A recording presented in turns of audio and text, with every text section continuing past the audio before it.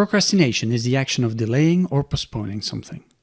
Well, as far as I remember, and even before that, I've been procrastinating. You see, even before I was born, I was already procrastinating. I was born 1 month late. 1 month! Others stay 9 months in there. Oh, not me. I stayed a full 10 months, and if they hadn't induced labor, God knows how much longer I would have held out. A couple of years later, I'm a toddler. Now, most babies take their first steps sometimes between 9 and 12 months and are walking well by the time they're 14 or 15 months old. They say not to worry if your child takes a little longer. Sometimes it takes up to 16 or 17 months and everything is perfectly normal. Well, not so for good old procrastinating me. I was 2 when I walked. Yes, 2 years old. 24 months, not 9, not 12, not 16. 24. From there onward, life has just been one long procrastinating thing after the other. They made me repeat kindergarten, for crying out loud. Supposedly I wasn't ready. Now, really? Asking a procrastinator if he's ready, that's like asking a kid to say when he had enough sweets. Anyway, at school, things went quite well. Actually, I was kinda smart, so that was helpful. My first year at school, I was first of my class, so I went, really? That's not supposed to happen. Apparently, I was doing way too much effort for this school thing. So from there onward, I started a long journey in finding the right amount of studying, which would keep me out of trouble. Just enough, you know. I had to take the train to go to school, so in the morning I would do my homework in the train, stuff like that. When I hit puberty, even my body procrastinated. I mean, I was 15 looking like I was 12. Come on, really? Needless to say, there wasn't a girl around interested in dating a 12-year-old lookalike. At university, we didn't work with semesters, we had a year system, so in June we had the exams.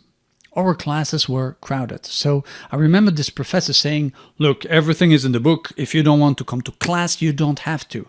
Oh ho ho, that was a one-way ticket to Procrastinationville. For the next 5 years, I extended this invitation to all my classes. I would party all year and open my first book around Easter. That would leave me April and May to study what the others had done in 9 months. Challenge accepted. I tried starting later, the first year, but I failed the exam, so I had to study during the summer months, which is supposed to be procrastination heaven, so that was kinda counterproductive. No. I needed minimum input, maximum output. Studying 2 months a year and get that diploma. Needless to say, my professional life has suffered from it. I would be hired to do a job and end up doing all kind of other stuff. That's the thing about procrastinators. We're not lazy. It's not that we don't work or don't like to work. It's just that the other stuff is so tempting. And there are 1,000 good reasons to do the other stuff before whatever it is we're actually supposed to do. Anyway, I won't tell you how I ended up eating chips and Coke for breakfast as not to go to the bakery down the street. How my cooking could be resumed to what I call 5 minutes ping, microwave food. Or waking up in the morning, snooze after snooze after snooze, and then running like crazy in order to make it on time. And then there were those hellish moments where you knew you had to do something. There was no more delaying. For example, filling in taxes or something. I would just stare at the paper in frustration, hoping it would somehow magically go away or something. I'm telling you this just to show you I'm an expert in procrastination. I know all about it. The guilt, the shame, the internal struggles, and more importantly, how to overcome it. So what happened? I'm an ex-procrastinator, right? So what did I do to overcome that? Well, first of all, I lied. I'm actually not an ex-procrastinator. I still do it, sometimes.